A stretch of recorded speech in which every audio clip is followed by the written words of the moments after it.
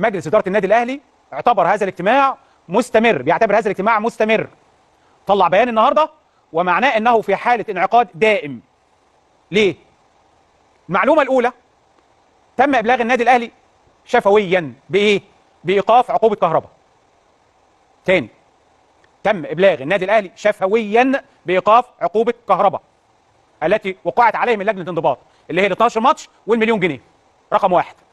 ده معناه اذا استمر هذا الامر زي ما تم الابلاغ واستمر ايقاف تنفيذ وقف عقوبه كهرباء، النادي الاهلي سيشارك في نهائي في السوبر المصري في الامارات يوم 5 مايو امام نادي الزمالك. طب السؤال الاخر، ماذا لو حدث تراجع عن قرار الاتحاد المصري اللي تم ابلاغه للاهلي شفويا النهارده وان العقوبه وقعت على كهرباء؟ معلوماتي او تحليلي الشخصي، الاهلي لن يشارك في السوبر